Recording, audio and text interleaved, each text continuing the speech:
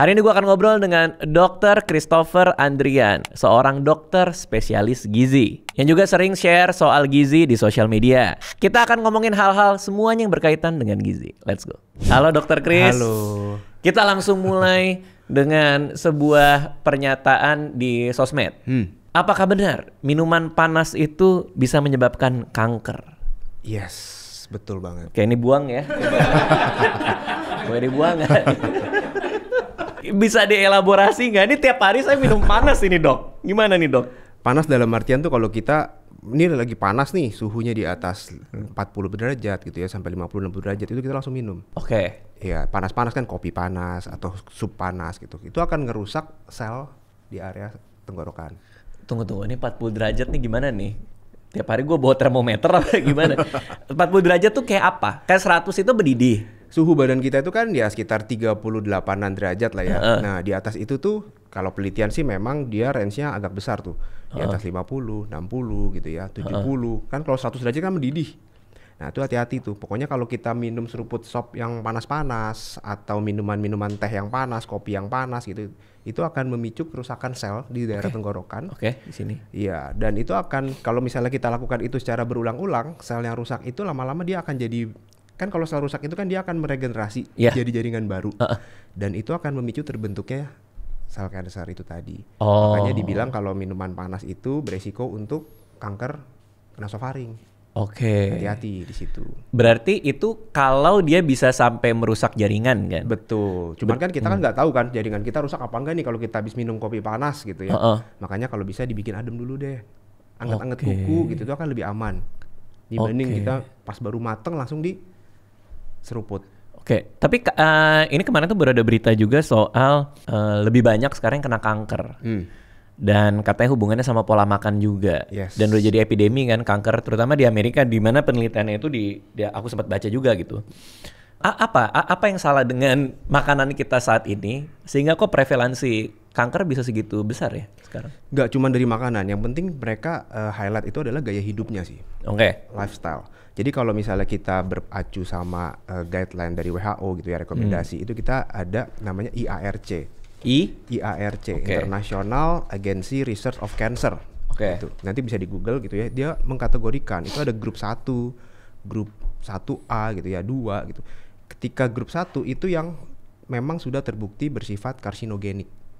Sel-sel kanker tadi. Contohnya tuh kayak misalnya rokok. Itu grup 1 berarti yang paling memungkinkan bikin kanker. Iya. Cuman bukan berarti bahwa ketika kita ngerokok hari ini besok langsung kanker paru gitu kan. Kan enggak, dia kan perlu ada faktor resiko yang macam-macam. Nah, kalau dari makanan yang setara sama rokok tuh apa? Kita bilang sebagai processed food. Terutama daging merah yang diproses. Itu udah masuk tuh dalam kriteria yang paling tinggi. Apa? Sosis atau? Iya betul, sosis, kornet, ham, daging merah yang diproses. Tapi kan bukan berarti kita makan sosis hari ini besok pasti kanker. Dia ya dibilang itu adalah salah satu faktor resiko. Kalau saya pilok dulu jadi hijau, keracunan jadi. Grup-grup lainnya 2, 3 apa aja isinya? Sekilas aja. Sekilas. Jadi grup 1A tuh tadi yang kayak daging merah terproses itu yang paling gampang kita temukan. Di bawahnya itu daging merah itu sendiri itu dimasukkan ke situ. Di bawahnya. Cuman dalam artian bagaimana cara masaknya. Makanya yang dihindari cara masaknya seperti apa? Yang kontak dengan api langsung misalnya. Kenapa? Karena suhunya tinggi. Contoh kayak misalnya daging merah kambing dibakar kena api langsung. Nah itu akan bersifat karsinogenik lebih besar. Sate? Iya, yang daging merah ya. Kan kalau sate kan ada sate ayam gitu. Sate kambing, sate sapi itu masuk kategori di situ. Doyan lagi gue. Terus. Kalau misalnya kita masaknya dia nggak suhu yang langsung kontak sama api langsung gitu ya, yang cuman dia kayak bikin sop misalnya, itu kan lebih safe. Itu kan lebih safe. Ya cuman memang rekomendasi bukan berarti kita bilang makan daging sapi, sate besok pasti kanker, enggak. Tapi kita bisa batasin jumlahnya dalam 1 minggu. Itu masih ada rekomendasinya. Mereka bilang dalam 1 minggu ya kita masih boleh kok makan daging merah berapa gram ya, kurang lebih kira-kira 100 sampai 200 gram misalnya per minggu. Rekomendasinya. Itu nggak terlalu gede ya 100 gram itu ya? 100 gram ya, kalau 200 gram kita makan steak 1 porsi itu udah 200 gram. Oke. Tapi kita harus batasin intake itu 1 kali seminggu. Jadi steak sekali seminggu masih aman lah ya? Masih aman, hati-hati sama yang lain-lainnya. Tapi yang paling sehat berarti ikan? Ikan tapi tergantung cara masaknya juga. Ikan asin itu juga masuk ke dalam risk of cancer ikan tadi. Asin. Ikan asin. Aduh, yang enak-enak ya. Kenapa ikan asin masuk resiko kanker? Itu juga ada penelitiannya dibilang di situ bahwa Chinese fish, salted fish. Jadi jadi kan kalau saya nggak tahu kenapa berhubungan sama Chinese food gitu ya, dan salted fish, dan dia itu berhubungan sama nih resiko KNF juga. Resiko kanker. Ini nasofaring juga itu. Dan memang dibilang dari proses pengawetannya yang menambahkan banyak garam dan lain-lain itu akan meningkatkan resiko untuk karsinogen juga. Jadi artinya emang banyak banget faktor resiko kanker itu, walaupun dagingnya daging putih, tetap aja cara dia diolah bisa meningkatkan resiko juga. Iya, bener banget. Jadi paling aman gak usah makan kali ya. Yang penting sih variasi makanan. Iya. Jangan monoton kita makannya itu terus. Terus berarti kenapa kanker sekarang makin banyak kita temui? Karena makanan tadi. Bukan cuma masalah sumber makanan ya, tapi cara ngolahnya. Cara ngolah dan gaya hidup juga sih. Kenapa sih sekarang? Karena proses makanan kan, proses food sekarang makin banyak ya. Dan orang itu lebih gampang aksesnya juga. Tinggal beli ya? Tinggal beli. Kita nggak tahu proses food itu seperti apa. Banyak banget sekarang kan ultra processed food, makanan yang seperti yang tadi saya sebutkan, itu kan dapat meningkatkan resiko kanker satu. Obes, kegemukan. Kegemukan pun juga jadi salah satu faktor risiko perempuan, terutama kanker payudara.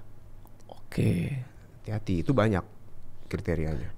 Obesitas itu di link ke kanker karena memang banyak lemak atau gulanya yang memicu? Kalau misalnya dia ngomongannya sama kanker payudara, itu kan berhubungan sama kadar lemak di badan orang tersebut. Kenapa? Karena lemak di badan itu menghasilkan faktor inflamasi, peradangan yang tinggi. Peradangan yang tinggi dalam jangka panjang itu akan memicu terbentuknya tadi resiko untuk kanker juga.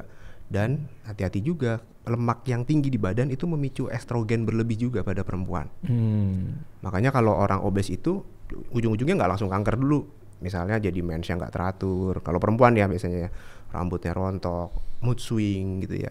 Terus jadi craving makanan berlebih, craving manis gitu. Jerawat gitu-gitu kali. Jerawat juga akan memicu akibat dari si obesitas itu sendiri. Berarti ada yang bilang juga cara paling aman buat makan tuh direbus. Itu bener nggak? Salah satunya. Cuman kan kalau orang makan direbus terus bosen ya. Iya sih. Iya, kita makan 2 hari 3 hari rebus terus bosen. Makanan Indonesia tuh banyak kok yang sehat. Kita pepes, pindang, semur, bacem. Itu boleh tuh? Boleh. Itu kan karena cara masaknya juga kita nggak menggunakan minyak yang banyak dan suhunya juga nggak terlalu tinggi. Itu kan lebih aman sebenarnya. Dibanding kita ujuk-ujuk harus goreng terus, harus bakar terus, harus diasinin atau harus diasap. Nah itu yang kita hindari. Nah jadi waktu SMA saya pernah disuruh ke dokter gizi sama ibu saya. Karena dulu kurus banget, kecil banget. Pergilah waktu itu ke dokter gizi. Terus dia nanya mau ngapain, mau gemukin badan, saya bilang gitu kan. Terus dia bilang, ini menu makanannya coba diikutin. Nah, masih ingat tuh menu makanannya itu ada roti pakai selai, roti putih pakai selai, terus nanti siangnya minum teh manis atau apalah segala macam. Tapi kalau sekarang refleksi lagi ya, ini tuh kita bicara tahun 2000-an lah ya, 2001, 2002. Itu kan gula semua ya sebenarnya yang diresepin ya. Apa itu caranya emang benar atau gimana tuh, Dok? Kalau sekarang biasanya kita nilai dulu nomor 1 adalah komposisi tubuhnya. Kita lihat nih, kita cek body compositionnya. Biasanya kalau pakai timbangan agak ribet tuh, ada pegangan tangan pas segala macem, itu kita ukur komposisi tubuh berapa sih. Dalam tubuh orang itu kan ada lemak, otot, air, sama tulang. Di situ kelihatan ototnya berapa kilo, berapa persen, lemaknya berapa persen gitu. Nah kita lihat kalau orang mau naikin berat badan supaya sehat, berarti kan ototnya yang harus naik dong. Bukan lemaknya ya? Jangan lemaknya, kecuali kalau lemaknya dia memang under banget. Supaya dia metabolismenya bagus, hormonalnya bagus, kita juga harus naikin lemaknya. Untuk menaikin massa otot, ya harus ada effortnya. Berarti intake protein harus tinggi, diimbangi juga dengan exercise, latihan beban, olahraga. Kalau intake-nya cuman karbohidrat doang, mungkin berat badan akan naik. Tapi kalau nggak diimbangi dengan olahraga, ujung-ujungnya yang nambah adalah lemak. Tapi kenapa dia ngeresepin itu ya, Dok, waktu itu ya? Emang beda aja kali ya? Ya, mungkin beda dokter, beda cara kali ya? Iya, setiap orang kan beda-beda. Nah, yang sekarang ini juga hati-hati nih, karena ngomongin kayak gitu. Kadang-kadang banyak juga yang bukan basicnya itu gizi, tapi mengklaim bisa gizi. Nah itu harus hati-hati. Gak cuma dokter, tapi orang awam pun ketika ikut kursus 1-2 kali dia langsung overclaim dirinya dia ahli gizi. Ahli gizi. Nah itu harus hati-hati di situ. Oke. Nah makanan yang ideal, katakan 1 plate nih. Berarti secara visual lah, karena itu paling gampang kan.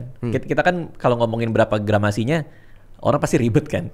Tapi secara visual yang kelihatan gimana? Apakah nasi 1 kepal, terus dagingnya segimana, itu gimana kita ngebayangin itu? Kalau kita ngomongin makanan berarti yang balance. Selalu kalau ke dokter gizi itu mereka akan bilang, oh makanan harus seimbang nih. Pola makan gizi seimbang. Seimbang menurut kebutuhan pasiennya.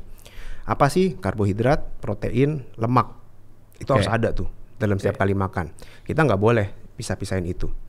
Karbohidrat, mungkin pas Bang Radit kemarin ditambahin karbohidratnya, mungkin karena intake karbohidratnya kurang. Bisa aja. Tapi proteinnya udah terpenuhi. Protein itu apa? Telur, ikan, ayam, daging, tahu, tempe, susu, itu protein. Karbohidrat, nasi, kentang, ubi, singkong, jagung, roti, itu kan semua karbohidrat.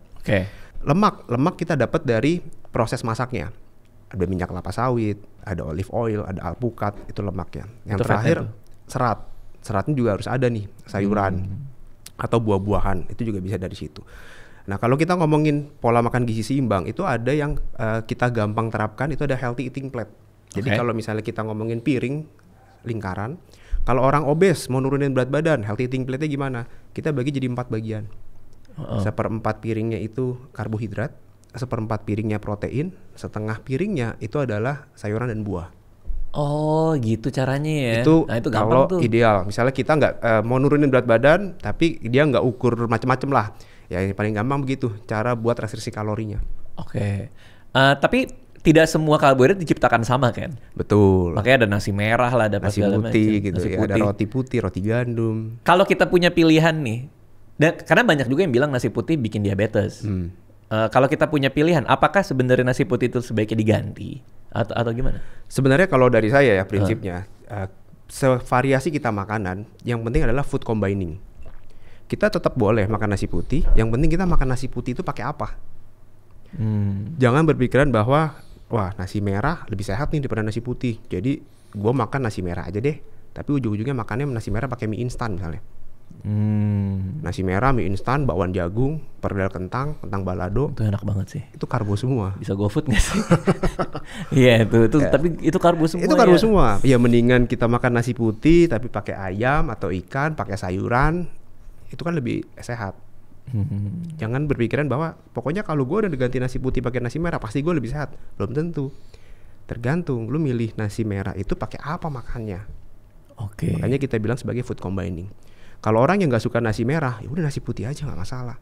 Tapi kita pilih apa maksudnya? Pasangannya, temennya apa. Tapi memang ya nasi putih sama nasi merah dia punya keunggulan masing-masing. Kalau kita compare 100 gram nasi putih sama 100 gram nasi merah itu lebih mengenyangkan. Kenapa? Karena seratnya lebih tinggi. Ya karena dia nggak dikupas kan? Iya, masih ada bulirnya gitulah, seratnya lebih tinggi. Makanya kalau makan nasi merah tuh lebih seret. Betul. Kita harus minum lebih banyak, air lebih banyak gitu. Nasi putih seratnya lebih sedikit. Terus vitamin B-nya juga lebih banyak sih nasi merah. Antosianin itu antioksidan lebih banyak juga nasi merah. Jadi ada plus minusnya sih sebenarnya nasi putih sama nasi merah itu. Tapi plusnya nasi putih? Plusnya nasi putih dia yaitu tadi nggak seret. Lebih enak. Lebih enak. Karena ada seratnya tadi, jadi gula darah tuh nggak bikin loncat naik. Kalau kita makan cuman sama-sama kita compare 100 gram nasi. Tapi kan kita nggak cuma makan nasi doang kan, pasti ada temennya. Temen-temennya itulah yang bikin gula darah kita nggak lagi loncat naik. Seberapa penting menghindari lonjakan gula darah? Penting banget. Kalau kita makannya udah sehat, contohnya kayak tadi kita makan healthy eating plate gitu ya, nasi, lauk, sayur, itu kan bikin gula darah kita nggak cepet naik tuh, langsung datar. Tapi di ending kita makan, kita minum teh manis. Nah teh manis itu akan bikin spiking gula. Nah, emang implikasinya apa kalau dia spiking gitu? Spiking gula, insulin di badan kita itu akan meningkat mendadak, bikin ngedrop gula di badan kita. 1 jam 2 jam kemudian kita lapar lagi. Jadi itu akan memicu jadi kayak kita makan tuh gak kenyang gitu. Kok gue baru makan 1 jam 2 jam sebelumnya kok lapar lagi ya? Nyari makan lagi. Oke, karena gulanya tinggi gitu ya. Gula mendadak tinggi di badan, insulin tubuh kita kan pasti akan keluarin. Kok lu tinggi sih? Gue mau nurunin keluarin banyak. Ngedrop lah gula itu. Kadang ngedrop gula, tubuh ngerasa, gue kurang makan nih. Oke. Lapar lagi kan, makan lagi jadinya. Itulah yang memicu jadi kayak lingkaran setan tuh. Orang habis makan, ngemil manis, lapar lagi, makan lagi. Makanya berat badan naik terus. Itulah kalau misalnya kita makan kue, kok 2 jam kemudian pengen lagi. Lapar. Atau minuman-minuman manis kita tutup, apapun deh yang manis. Pasti lapar lagi nanti. Paling susah tuh pas ini nih, pas lagi lebaran kan banyak dikirimin nastar tuh. Itu kayak masuk dunia lain tuh. Kayak kita lagi nonton nih, buka toples nastar kan. Kok habis tiba-tiba? Sebiji, 2 biji gitu ya. Terus pas dicek kalorinya ternyata gede banget. Gede. Ya? 1 biji itu ya, yang ukuran standar ya, itu 70-an kalori loh. Gila. Tapi kalau yang isinya fillingnya banyak tuh, itu bisa sampai 100 kalori 1 biji. 1 biji loh padahal. Padahal kalau kita treadmill sejam ya 100 ya, jalan kaki ya sejam 100 sejam sampai 100 ya. Satu nastar itu, 1 biji itu sejam jalan kaki. 1 piring nasi 100 gram tuh 175 kalori. Oke. Jadi kalau kita makan nastar yang 1 biji 70 kalori, 3 biji aja itu udah 210, udah sama kayak 1,5 piring nasi jadinya. Gak ngerasa kan? Berarti mending makan nastar pakai lauk ya. Sekalian aja kayak makan nasi. Oke, tapi saya penasaran nih. Tadi pagi dokter makan apa? Tadi pagi nasi, ayam, sayur. Nasi putih. Nasi putih. Bahkan dokternya pakai nasi putih. Di mobil lagi makannya tadi, lagi kesini. Oh, pas lagi di mobil. Nasi putih, ayam sama sayur. Ayamnya diapain? Ayamnya kita bikin yakiniku. Oke, itu kan ada gulanya, nggak apa-apa? Nggak apa-apa.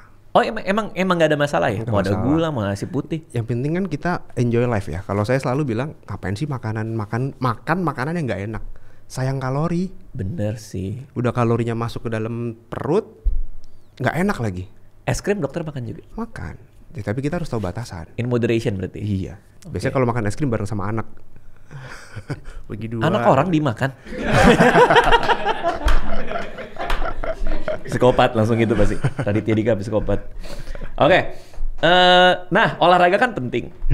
Tapi dokter bilang nih bahwa 56% atlet lari mengalami anemia dan kekurangan zat besi. Resiko. Oh, resiko. Resiko anemia. Gimana tuh? Elaborasi. Jadi ya kan kalau misalnya itu dibilang atlet lari kan berarti dia secara profesional melakukan rutinitas larinya terus, maraton gitu ya lari.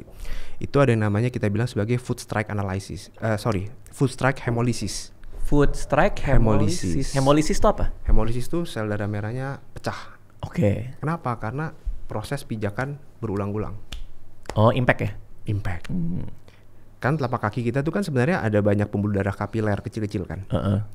Kalau misalnya kita pijak terus, lama-lama pembuluh darah sel darah merah yang di sini tuh pecah semua. Oke. Itu yang kita bilang sebagai resiko untuk food strike hemolysis. Makanya kita saranin kalau pakai lari sepatunya tuh harus dicek insole-nya. Jangan yang udah teplek, udah keras gitu ya masih dipakai terus. Karena kan kalau kita ngomongin lari maraton itu kan nggak cuma 5 kilo. 42 sekian 42 kilo. Iya benar. Iya. Dan itu dia harus training untuk mencapai itu kan setiap hari dia training. Kalau alas sepatunya nggak dilihat, nggak diperbaiki, ya resiko untuk anemia besar. Oh, dan jadi sama pola makannya juga. Ketika rusak sel darah merah kita hancur, berarti kan tubuh kita perlu ada pengganti kan. Perlu bahan baku buat produksi sel darah merah lagi. Apa sih? Biasanya zat besi.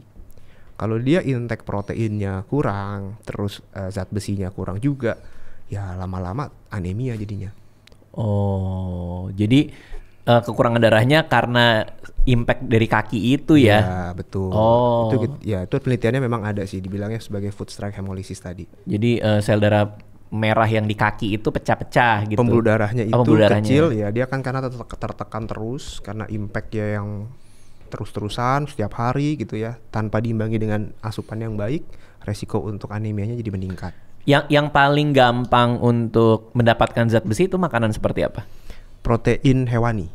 Oh, berarti daging merah lagi? Daging merah. Oke. Nah, plus minus ya, tadi kita bilang daging merah kok risk of cancer, tapi dia bagus. Ya kenapa? Karena ada komposisinya banyak. Ada zinc, ada zat besi.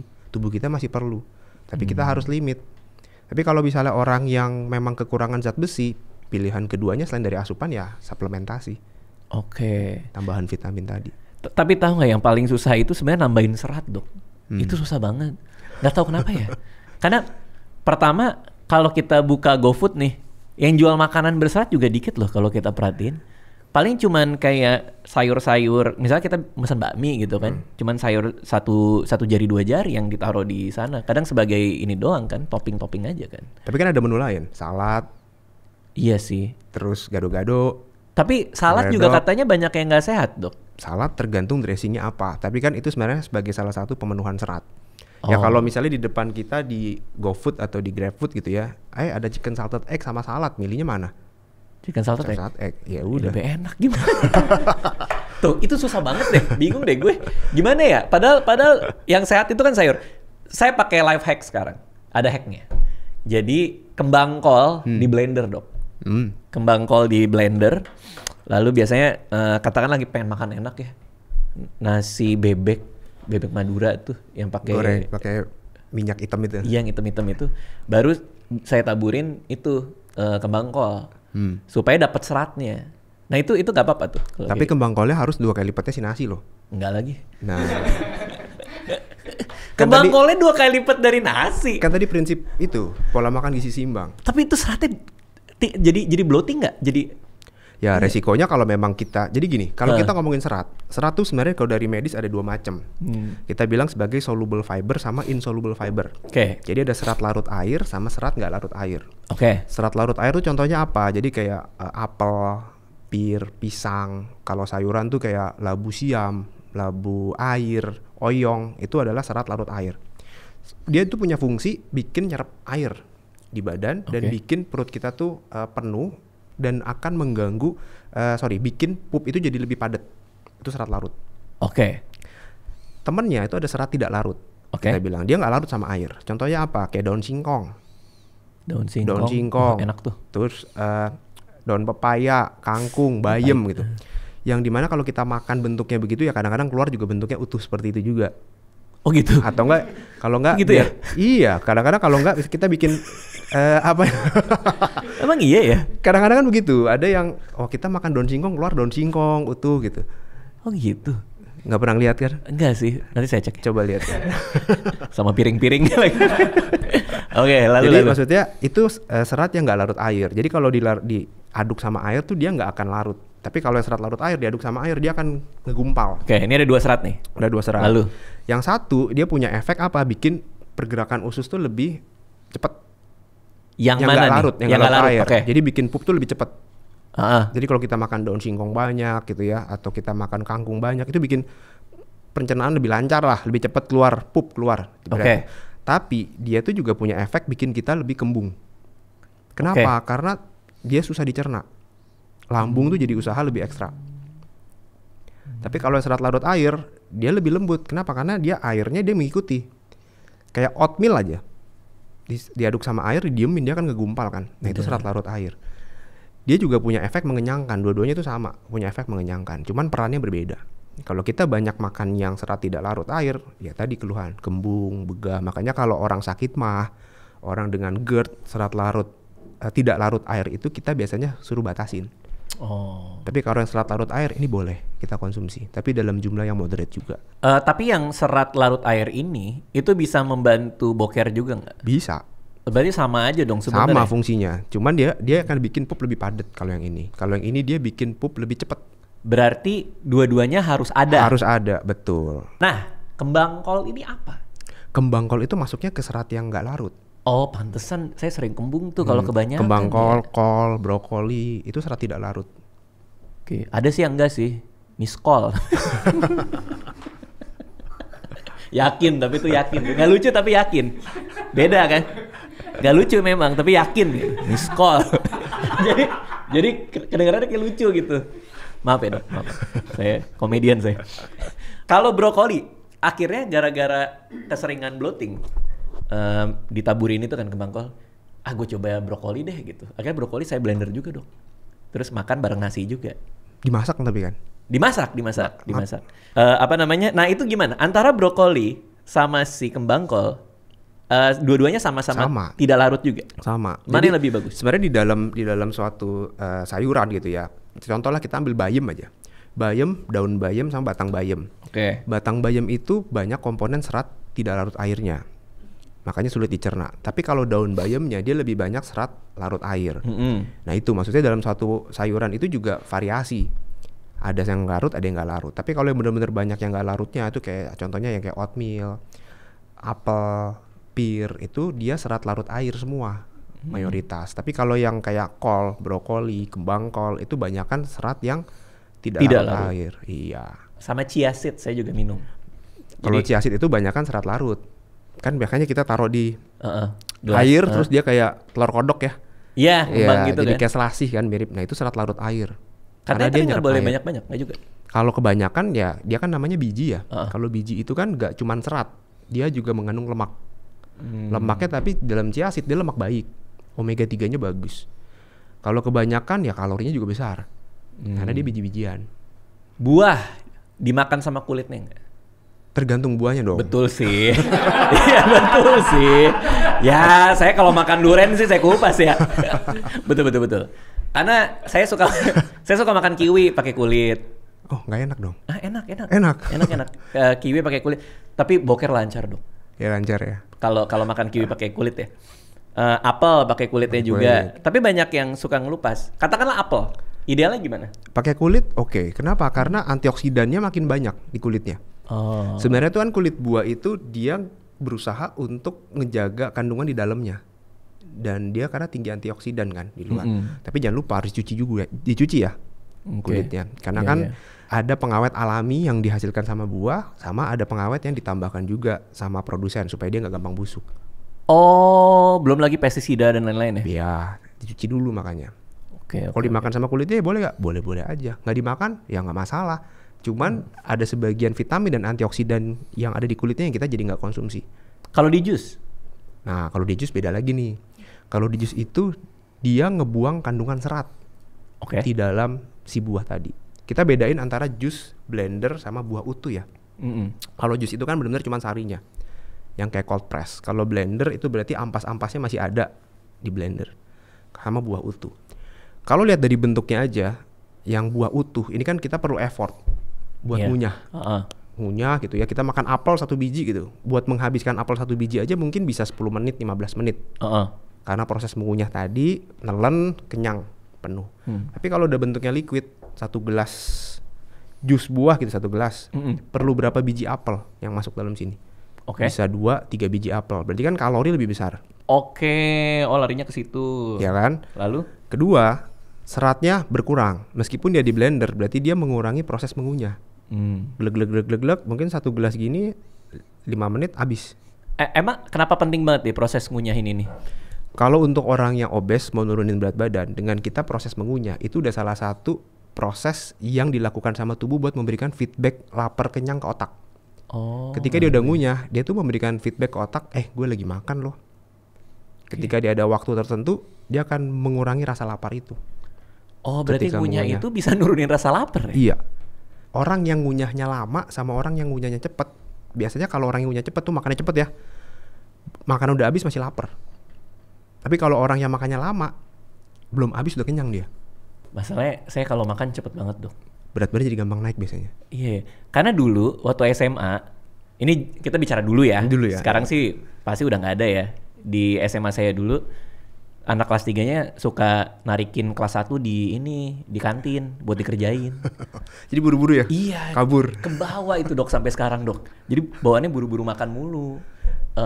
Tapi memang bener sih, kalau cepat habis tuh lebih lapar lagi. Lebih cepat lapar. Itu ada penelitiannya juga, kecepatan makan berpengaruh terhadap status gizi seseorang. Oh gitu? Iya. Orang yang makannya cepat itu lebih cenderung gemuk dibanding orang yang makannya lama. Oke. Karena respon, kalau secara ilmiah ya respon tadi ya, lapar kenyang ke otak itu udah muncul duluan ketika dia makannya lama. Kedua, yang makannya cepat dia akan nungguin makanan yang lama kan. Jadi ngeliat temennya belum kelar makan dia pesen lagi. Bener sih. Nah, ada temen soalnya yang tiap pagi nge-IG storyin, kita mulai dengan hal yang sehat dulu ya pagi hari ya, minum jus. Dia selalu minum jus segini nih, terus dia minum, habis itu udah jadi selalu 1 jus buah setiap hari. Nah padahal jus buah itu kalorinya lebih tinggi, seratnya tidak ada gitu ya? Atau berkurang ya? Seratnya berkurang. Ada paling kecil lah. Oke. Gitu. Artinya sebenarnya jauh lebih sehat kalau jus itu diganti buah utuh? Tergantung kebutuhan. Oke. Dengan kita ngejus, sebenarnya kita bisa membuat variasi buah macam-macam ke dalam satu gelas itu. Benefitnya apa? Vitaminnya jadi variasi dong. Vitamin, antioksidan, itu berarti akan lebih banyak dibanding kita makan satu biji buah doang. Oke. Kalau kita memang mengincarnya tujuannya buat dapetin vitamin, buat dapetin antioksidan yang beraneka ragam warna gitu ya, jus buah itu good option. Oh, karena dicampur. Iya, di mix gitu, dicampur, dan kandungannya pasti akan lebih banyak. Okay. Tapi kalau kita ngincarnya, gue makan buah tujuannya buat diet nih, buat dapetin serat, buat jaga supaya perut gue nggak bikin lapar terus gitu. Ya itu bukan a good option. Yang good option ya buah utuh langsung. Oke. Kecuali kalau jusnya dikunyah kan. Biar nggak sih, ini ke otak kan. Tapi aneh juga sih emang. Tapi kalau kita lihat ya, buah sekarang itu beda banget kayak dulu ya. Contoh pisang aja. Bentuk pisang sekarang sama kemarin saya lihat pisang zaman dulu itu bisa beda total gitu. Apa ini artinya karena udah diselektif breeding gitu ya, sehingga buah-buahan sekarang tuh gak sehat dulu apa gimana ya? Sebenarnya ya kan sekarang ada istilah kayak GMO, genetic modified. Ada tuh? Juga yang orang itu akan berusaha mencari makanan yang memiliki nutrition value yang paling baik. Jadi kalau bisa yang bijinya nggak ada deh. Yang kandungan vitamin C-nya lebih tinggi ya lebih tinggi. Ya rasanya manis, oke. Yang kulitnya tipis, bagus gitu kan. Kayak durian aja dulu.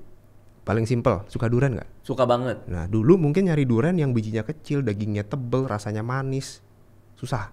Oke. Semua pasti kalau nggak biji gede ya ininya tipis dagingnya. Sekarang banyak varietas macam-macam yang sampai ketemu bahwa dagingnya tebel, bijinya kecil banget. Iya. Rasanya manis. Dulu nggak ada tuh. Nah itu varietas itu. Nah itu yang dikembangkan sebenarnya sama manusia. Semangka dulu berbiji, sekarang nggak ada bijinya. Iya. Varietas itu bakal muncul terus. Kalau yang dulunya asem sekarang jadinya manis. Yang asem lama-lama dia akan tergeser karena jadi nggak laku kan. Nah kenapa? Karena ya itu ada yang tadi dibilang genetic modified, atau dia coba menyilangkan antar varietas makanan, membuat supaya nutritional value dalam suatu makanan itu jadi meningkat. Kalau dibilang sisi benefitnya apa? Ya jadi bagus dong sebenarnya. Kandungan jadi lebih banyak, orang jadi lebih suka makan buah gitu. Tapi efek samping yang muncul di belakang kita masih belum tahu. Makanya kalau dibilang GMO, ada orang yang pro GMO, ada orang yang kontra GMO. GMO tuh genetically modified. Jadi yang orang berusaha untuk memodifikasi suatu genetik dari buah atau makanan supaya menemukan jadi varietas yang baru. Ada yang bilang cancer lah, ada yang bilang jadi autoimun dan lain-lain. Ya kita belum tahu karena penelitian itu belum ada. Ya artinya itu tidak natural kan, artinya itu kan. Maksudnya alam tidak memberikan kita buah ini kan. Dulu nggak ada, mungkin karena persilangan, karena genetik dan lain-lain ya jadi ada. Ya kita juga nggak tahu kan efeknya gimana buat tubuh kita. Karena saya tuh kaget banget ngeliat pisang zaman dulu. Itu nggak kayak pisang zaman sekarang gitu. Bener-bener bentuknya tuh beda banget. Terus ya mungkin karena dikembangin menjadi yang kayak sekarang ini. Tapi kan lagi-lagi kita nggak tahu efeknya gitu kan. Iya, itu masih belum ada. Kalau misalnya dibilang ya resiko kanker atau karena GMO, ya dari penelitian yang beredar sekarang pun juga GMO tidak mempublikasikan bahwa GMO akan jadi kanker kok. Belum ada gitu sampai sekarang. Ya kita nggak tahu nanti 5 tahun atau 10 tahun lagi ya. Gitu. Seberapa penting probiotik? Kalau itu gimana tuh? Probiotik itu penting.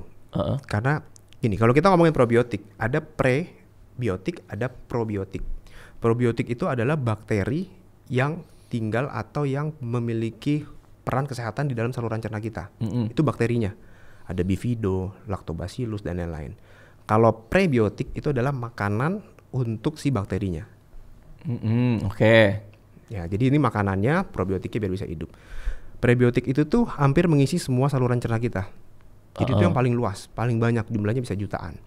Kalau kita makannya berantakan, kita makannya ngaco, orang obes, inflamasi tinggi gitu ya, orang diare, itu bikin si probiotik dalam saluran cerna kita tuh jadi berantakan.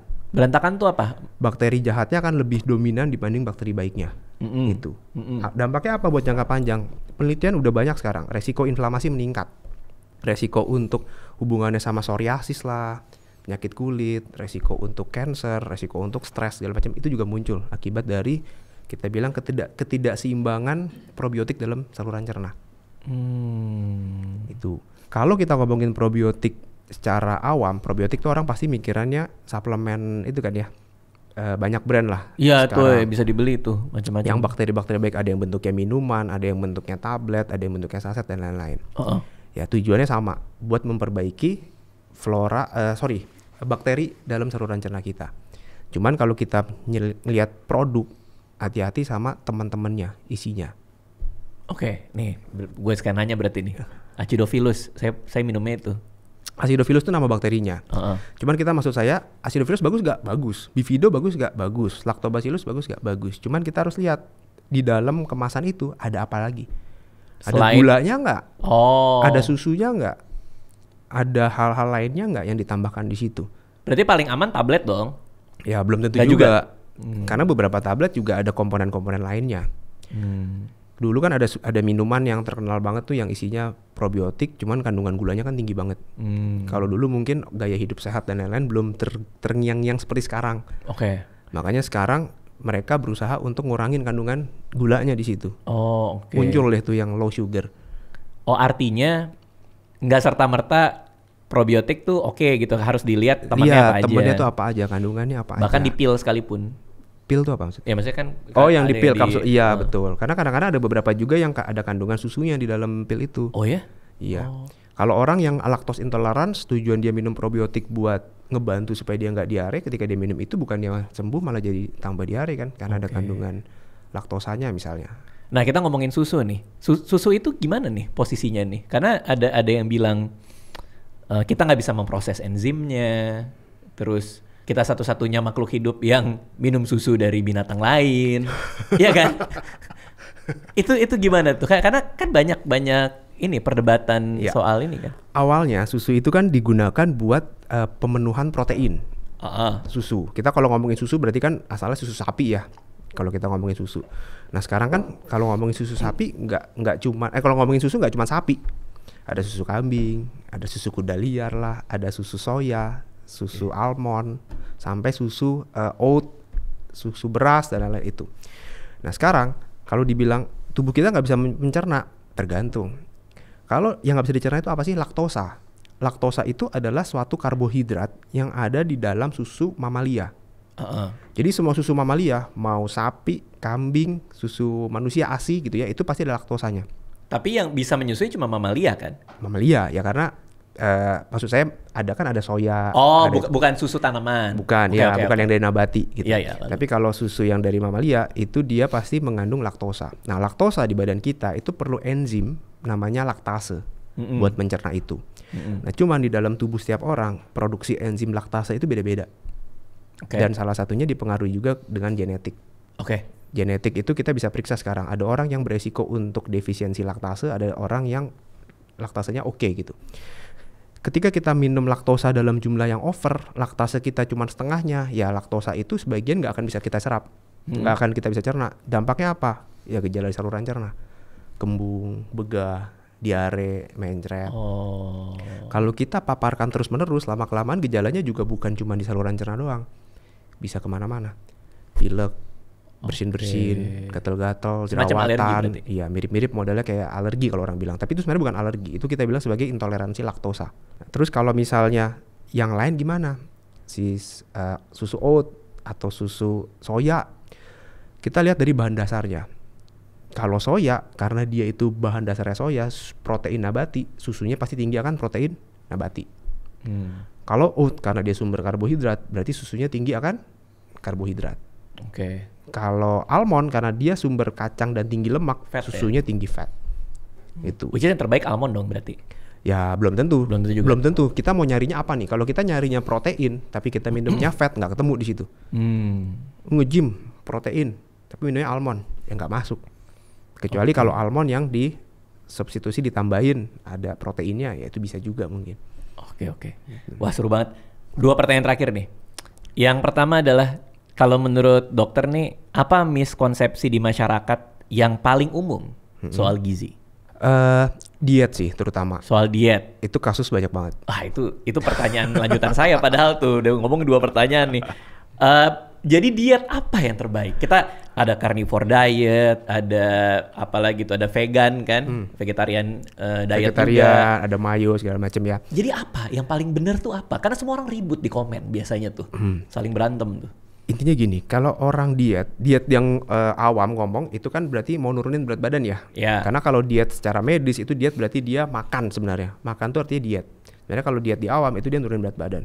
Kalau kita mau nurunin berat badan itu kan berarti kita harus merestriksi intake kalori kita lebih kecil daripada output kalori. Yang kita harus lakukan apa? Ya either lu makan lebih sedikit atau lu olahraga lebih banyak. Pilihannya kan itu. Nah kadang-kadang yang di masyarakat yang terjadi apa? Dia suka ikut-ikutan orang. FOMO. Makan sehari cuma sekali, 1 meal a day. Makan seminggu, 2 minggu, sebulan, makan cuma sehari sekali, terus dikit. Berat badan turun nggak? Turun. Tapi kan kita nggak akan bisa ngejaga itu buat jangka panjang.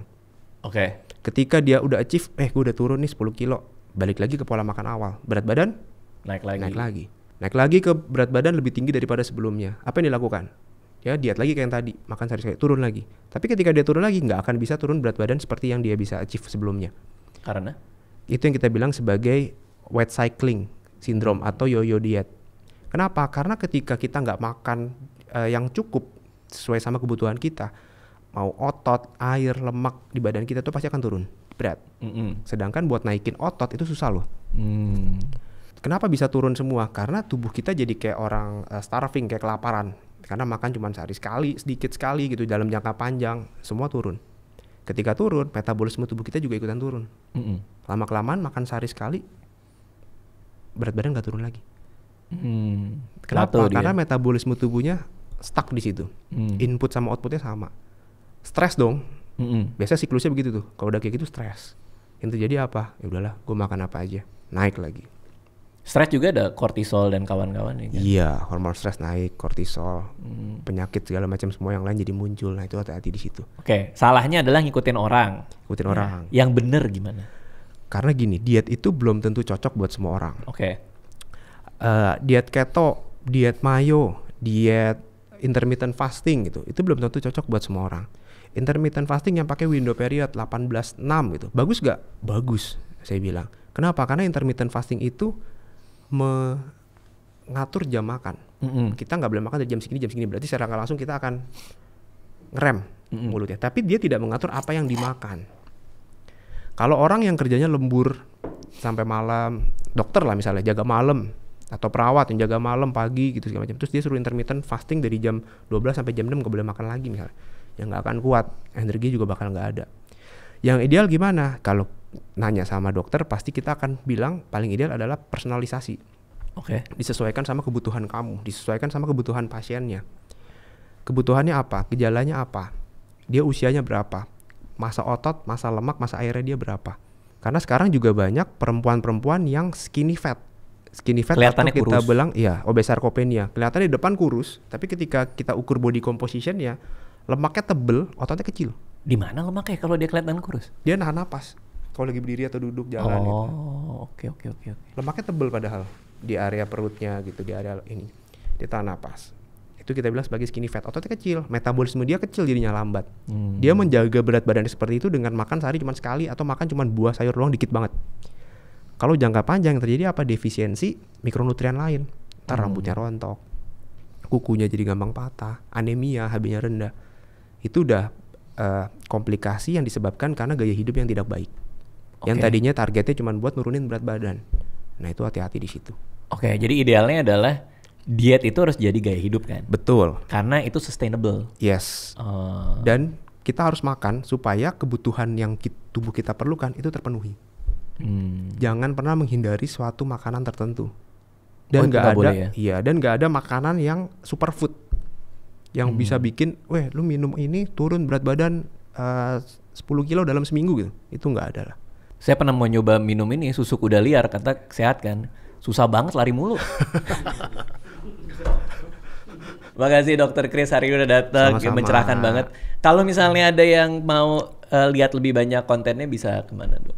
Bisa follow IG saya kali ya, di @Christopher_Andrian. Christopher_Andrian. Di situ ada banyak ya tadi ya konten-konten pendek soal gizi juga. Praktek juga berarti kan? Praktek juga. Terima ini juga ya? Iya, saya praktek di Rumah Sakit Siloam Hospital TB Simatupang. Oh iya, berapa kali saya ke sana sih? Sama di Dermaster Menteng. Dermaster Menteng? Iya. Oke, siap. Thank you dok. Siap. Sukses terus buat semua. Terima kasih. Dadah.